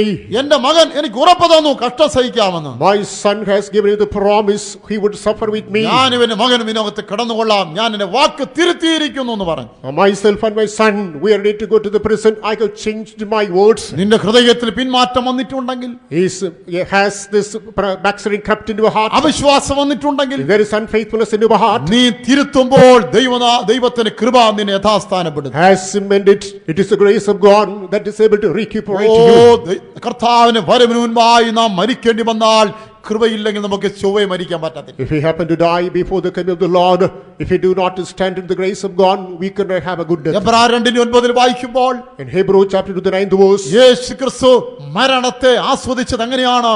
കൃപയാലായിരുന്നു. it is by the grace Jesus Christ tasted death. കൃപയാൽ നമുക്കെല്ലാവർക്കും വേണ്ടി മരണം ആസ്വദിച്ചതിനായ ക്രിസ്തു എന്ന് എബ്രായന് കർത്താവ് എഴുതുന്നു. The author of Hebrews says then, Lord Jesus Christ tasted death by the grace for all of us. യേശു ക്രിസ്തു മരിച്ചെന്നല്ല എഴുതിയിരിക്കുന്നത്. It is not written Jesus Christ died. ചുമ്മാ മരണത്തെ വിഴുങ്ങിയതല്ല എഴുതിയിരിക്കുന്നത്. It is not that he escaped this death. അവൻ മരണത്തെ രുചിച്ചു എന്ന് എഴുതിയിരിക്കുന്നു. We read he tasted death. അതാണ് ഒരു നല്ല ഐസ്ക്രീം എങ്ങനെ രുചിച്ച് നുണഞ്ഞെറുക്കുമോ അതുപോലെ യേശു മരണം വരിച്ചു. You know, like good ice cream, deliciously you are experiencing the same way Jesus Christ tasted death. ഇതിങ്ങനെ ആരെ കൊണ്ട് പറ്റും? Who can do this like this? മരണം മനുഷ്യനെല്ലാം ഒരു വെല്ലുവിളിയാണ്. Everybody, death is a great challenge. മരിക്കേണ്ടി വരുമെന്ന് അറിയുമ്പോൾ മനുഷ്യൻ വെപ്രാളപ്പെടുകയാണ്. When death is around the corner, man becomes restless. അവർക്കത് അതൊരു മുള്ളുകൾക്കിടയിൽ ഞെരുങ്ങുന്നത് പോലെയാണ്. They are scotched in between thorns. അതെ, അവര് രണ്ട് ഇരുമ്പ് കഷണക്കിടയിൽ അമർന്നു പോകുന്നത് പോലെയാണ്. They choked between two iron rods. അവർക്ക് മരണത്തിനായി ഏൽപ്പിച്ചു കൊടുക്കാൻ കഴിയുന്നില്ല. They are not prepared to commit themselves to മരണം death. ബലാത്കാരമായി പിടിച്ചുകൊണ്ട് പോകുക, അവർ നിലവിളിച്ചുകൊണ്ടേ കടന്നു പോകുക. Deliberately, death is holding them. They are crying and passing out. യേശുവോ നമുക്ക് വേണ്ടി സന്തോഷത്തോടെ മരിച്ചു. But with joy, Jesus Christ tasted death for us. അവൻ മരണത്തെ നമുക്ക് വേണ്ടി രുചിച്ചറിഞ്ഞു. And he tasted death for all of us. ഒരു വിശ്വാസി മരിക്കുമ്പോൾ മരണത്തെ രുചിച്ച് കടന്നു പോകണം. When a believer dies, he must taste death and pass away. അതെ, മരണസമയം ആയത് കഴിയുമ്പോൾ അവന് മുഖം പ്രകാശിക്കണം. When we feel death is around the corner, our face should shine. അവൻ അതെ ആത്മീയമായി അവൻ നല്ല ഒരുക്കം പ്രാപിക്കണം. Spiritually, he must be prepared. അതെ, അവനായിട്ട് ഒരുക്കിയിരിക്കുന്നതായ അവന്റെ അവകാശത്തെ അവൻ കണ്ണുകൊണ്ട് കാണണം. He must behold with his own eyes the inheritance that is prepared for him. അവനെ എതിരേൽക്കുവാൻ വരുന്നതായ ദൂതന്മാരെ അവൻ കാണണം. He must behold the angels who are coming to visit him. അവരെ സ്വീകരിപ്പാൻ നിൽക്കുന്നതായ യേശുക്രിസ്തുവിനെ അവൻ കാണണം. He must witness Lord Jesus Christ who is waiting and watching to receive അനേക him. ദൈവമക്കളുടെ പ്രാർത്ഥനാ ശബ്ദത്തിന് മധ്യേ അവൻ സന്തോഷത്തോടെ കർത്താവിനോട് ചേർന്ന് മരണത്തെ രുചിച്ചറിയണം.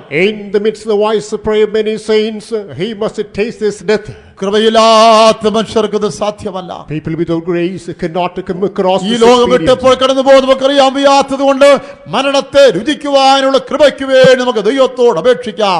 As we do not know the moment of our departure from this world, let us make a supplication to the Lord for the sufficient grace to face death. കൃപയില്ലെന്ന് വരികിൽ മരണം നമുക്ക് ജീവിതത്തിൽ ഏറ്റവും വലിയ വെല്ലുവിളിയും ആയിട്ട് കാണപ്പെടും. If we do not possess the required grace, this death will become the highest challenge in our life. എന്നാൽ കൃപയുണ്ടെങ്കിലോ മരണം നാം തിന്നിട്ടുള്ള പലഹാരങ്ങളിൽ ഏറ്റവും രുചികരമായ പലഹാരം പോലെയായി നമുക്ക് But കാണപ്പെടും. if you are preserved in the midst of grace, of all the confectionery items we have tasted, this is supposed to be the most delicious one. കൃപയില്ലെങ്കിൽ മരണവേളയിലെ കാഴ്ച അതിഘോരമായ ഭയങ്കരത്വം നിറഞ്ഞതായ കാഴ്ചയായിരിക്കും. If you are not preserved in the midst of grace, when we are about to die, all the visions we have will be nightmarish and horrendous. എന്നാൽ കൃപയുണ്ടെങ്കിലോ ഈ ലോകത്തിൽ നാം കണ്ടിട്ടുള്ള ഏറ്റവും വിശേഷിക്കപ്പെട്ട ഏറ്റവും ആനന്ദകരമായ നമ്മുടെ ഹൃദയവും മനസ്സും നമ്മളെ തന്നെ മറന്നു പോകത്തക്കണ്ണുള്ള ഒരു വിശേഷ സ്വർഗീയ കാഴ്ചയായിരിക്കും. But if you are encompassed in the midst of this grace of God, when you are about to die,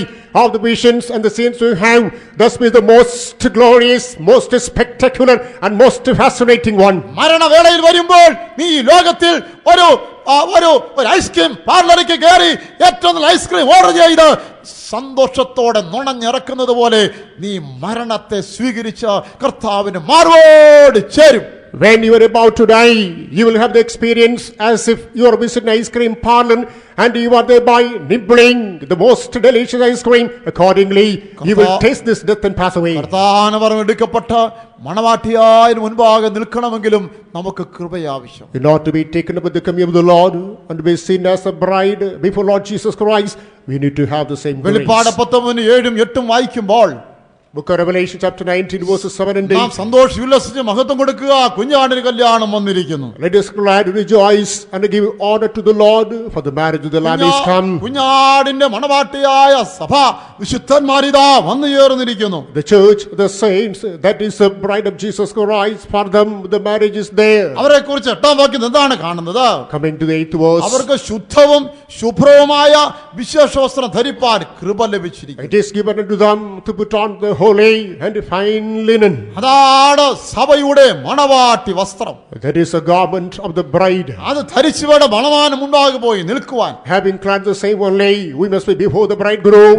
ഈ മണവാട്ടി വസ്ത്രമാണ് വിശുദ്ധി. It is this matrimonial garment is holiness. ഈ മണവാട്ടി വസ്ത്രമാണ് നമ്മുടെ ദിവ്യ സ്വഭാവങ്ങൾ. It is the bridal garment of a divine virtues. ഇതില്ലാതെ ഒരു വ്യക്തി പോലും മണവാട്ടിയാൻ ഉരുവിപ്പോയി നിൽക്കുകയില്ല. Without this, nobody can become the bride before the Lord. അതൊന്നും നമ്മുടെ സാമർത്ഥ്യമല്ല, എല്ലാം ദൈവത്തിന്റെ കൃപയാണ്. It is not because of a merit, but because of the grace of വിശുദ്ധിയിൽ God. ജീവിക്കുന്നു, അത് കൃപയത്രേ. And leading our life in holiness is the grace. ദൈവം നടത്തുന്ന ഏത് പാരെ അനുസരിക്കാൻ കഴിയുന്നു, ഒരു കൃപയത്രേ. If you are able to obey the path where the Lord leads us again, the grace of കീഴടങ്ങിയിരിക്കാൻ God. കഴിയുന്നു, താഴ്മയോട് പോകാൻ കഴിയുന്നു, കൃപയത്രേ. If you are able to submit ourselves, move on in humility again, the grace of കഷ്ടം God. സഹിപ്പാൻ കഴിയുന്നു, ഒരു കൃപയത്രേ. If you are able to suffer further, it's the grace of God. ഓരോ ദിവ്യ സ്വഭാവവും അത് ദൈവത്തിന് കൃപ കൊണ്ട് മാത്രമാണ് ലഭ്യമാകുന്നത്. Every divine nature is formed within us only by the grace of God. കുഞ്ഞാടിന്റെ മണവാട്ടിയെ കാണുക.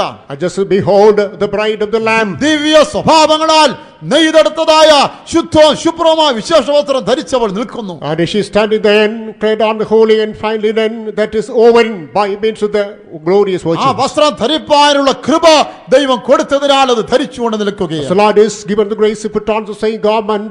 She got the same and is before the presence. പ്രിയമുള്ളവരെ, നമ്മുടെ മണവാളനായി ക്രിസ്തു വരാറായി. Beloved ones, Lord Jesus Christ, who is our bridegroom, is about to come. കുഞ്ഞാടിന്റെ കല്യാണ നാളിന്റെ ആഘോഷം കേൾക്കാറായി. We are able to hear even all the retinue of the marriage of the Lamb. അവന്റെ മുൻപാകെ മണവാട്ടിയായി നിൽക്കുവാൻ നമുക്ക് ദൈവത്തിന്റെ കൃപ പ്രാപിക്കാം. Let us receive the required grace in order to stand before Him as His bride. ഇന്ന് നാം നമ്മളെ തന്നെ നോക്കി വിശുദ്ധീകരിക്കപ്പെടാത്ത പല പ്രകൃതങ്ങളും കണ്ടാലും ദൈവത്തിന്റെ കൃപയെന്ന് ആശ്രയിക്കുമെങ്കിൽ അന്നാളിലേക്ക് നാം യോഗ്യരായിട്ട് മാറും. When we examine our life, even though we identify shortcomings and sanctified natures, if we set correct our life, trust upon the grace of God, it is the same grace of God will present us on that day as the ദൈവത്തിന്റെ കൃപ, bride. ദൈവത്തിന്റെ കൃപയ്ക്കായി നമുക്ക് ദൈവത്തോട് അപേക്ഷിക്കാം. And let us plead unto the Lord for His oh, grace. നമ്മളെ രക്ഷിച്ചതായ കൃപ, It is the grace that saved us. നമ്മളെ നീതീകരിച്ചതിപ്പോൾ നീതീകരിച്ചുകൊണ്ടിരിക്കുന്നതുമായ കൃപ, It is the grace that is justified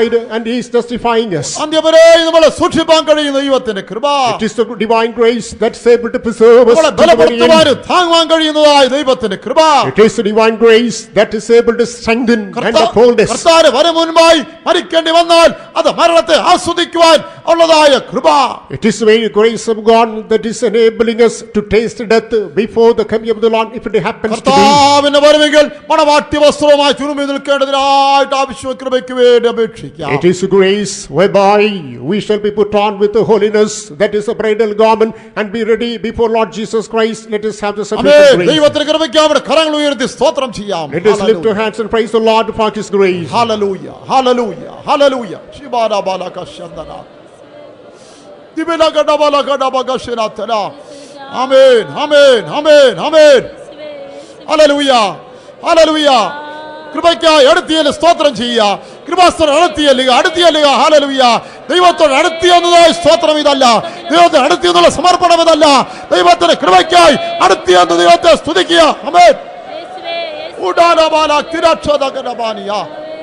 hallelujah, ഹല്ലേലൂയ, ഹല്ലേലൂയ. ആമേൻ, ആമേൻ. ദൈവത്തിന്റെ കൃപയ്ക്കായി നമുക്ക് എല്ലാവർക്കും എഴുന്നേറ്റ് നിൽക്കാം. ഹല്ലേലൂയ. എല്ലാവരും എഴുന്നേറ്റ് ദൈവത്തിന് കൃപയിൽ ആശ്രയിക്കുക. കർത്താവേ, എനിക്ക് കൃപ വേണോ ദൈവത്തോട് പറയുക. ആമേൻ, ആമേൻ, ആമേൻ. എനിക്ക് കൃപ വേണം കർത്താവേ. ദൈവത്തിന് മുൻപാകെ എന്നെ കൊണ്ടുപോയി നീതീകരിച്ച് നിർത്തുവാൻ, ഒരു കുറ്റം ഒരു പാപം ചെയ്യാതിന് വെക്കുക പോലെ യേശു നമ്മളെ കൊണ്ടുപോയി പിതാവിനുമായി നിർത്തുന്നത് ദൈവത്തിന് കൃപയാൽ അത്രേ. ഈ ക്രിസ്ത്യാനികളിൽ എത്രയോ പേര് വീണുപോയി. അവിടെ പരീക്ഷകളും ശോധനകളൊക്കെ ഇവർ നഷ്ടപ്പെട്ടു പോയി. എത്രയോ പേര് പിന്മാറിപ്പോയി. നീയും ഞാനും ഭയപ്പെടേണ്ട ആവശ്യമില്ല. നമുക്കുള്ളവരെ കുറിച്ച് നാം ഭയപ്പെടേണ്ട ആവശ്യമില്ല. നമ്മൾ സൂക്ഷിപ്പാൻ കൃപ പതിയാകും. ദൈവത്തിന്റെ കൃപയിൽ നമ്മളെ നമുക്ക് ഫലമേൽപ്പിക്കാം. ദൈവത്തിന്റെ കൃപയിൽ നമ്മുടെ കുടുംബാംഗങ്ങളെ ഫലമേൽപ്പിക്കാം. ദൈവത്തിന്റെ കൃപയിൽ അടുത്തും അകലെയുള്ള നമ്മുടെ മക്കളെ ഫലമേൽപ്പിക്കാം. ദൈവത്തിന്റെ കൃപ അവരെ സൂക്ഷിക്കും. ആമേൻ. ഹല്ലേലൂയ. പോരാട്ടങ്ങളുടെ മധ്യേ നീ തളർന്നു പോയാൽ നിന്നെ ബലപ്പെടുത്തുവാൻ കൃപ മതിയാകും. നീ ക്ഷീണിച്ചു പോയാൽ നിങ്ങളെ താങ്ങുവാൻ ഈ കൃപ മതിയാകും. ഈ കൃപ അന്ത്യത്തോളം നടത്തി നിനക്കൊരു നല്ല അവസാനം തരുവാൻ പര്യാപ്തമായതത്രേ. ഈ കൃപ നിന്നെ നടത്തി നിന്നെ വരവിനായി ഒരുക്കുവാൻ പര്യാപ്തമത്രേ. ആമേൻ. ഇന്നത്തെ നമ്മുടെ അവസ്ഥ എന്ന് തന്നെ ആയാലും ദൈവവരങ്ങൾ സമർപ്പിച്ചു കൊടുക്കാം. ഒരു കളിമണ്ണ് കുശുവിന്റെ കയ്യിൽ കൊടുക്കുന്നത് പോലെ നമുക്ക് ഏൽപ്പിക്കാം. അവൻ നമ്മളെ മാനമാത്രമാക്കി തീർക്കട്ടെ. അവൻ നമ്മളെ വിശുദ്ധന്മാരാക്കി രൂപാന്തരപ്പെടുത്തട്ടെ. അവൻ നമ്മളെ അവനെ മണവാട്ടിയാക്കി രൂപാന്തരപ്പെടുത്തട്ടെ. വിശുദ്ധ ശുഭ്രമായ വിശ്വാസവസ്ത്രം ധരിപ്പാനായി കൃപ നമ്മുടെ മേൽ പകരപ്പെടട്ടെ. ബലഹീന നേരത്തിലെല്ലാം എന്നെ ബലപ്പെടുത്തിയ കൃപയല്ലോ ഇതാ. ഓ ബലഹീന നേരത്തിലെല്ലാം ഹല്ലേലൂയ. ബലപ്പെടുക. എല്ലാവരും കൃപയിൽ ബലപ്പെടുക. ബലഹീനകൾ നീങ്ങിപ്പോകട്ടെ. രോഗങ്ങൾ നീങ്ങിപ്പോകട്ടെ. അധോകൾ നീങ്ങിപ്പോകട്ടെ. പിന്മാറ്റം ഓടിപ്പോകട്ടെ. ഹല്ലേലൂയ.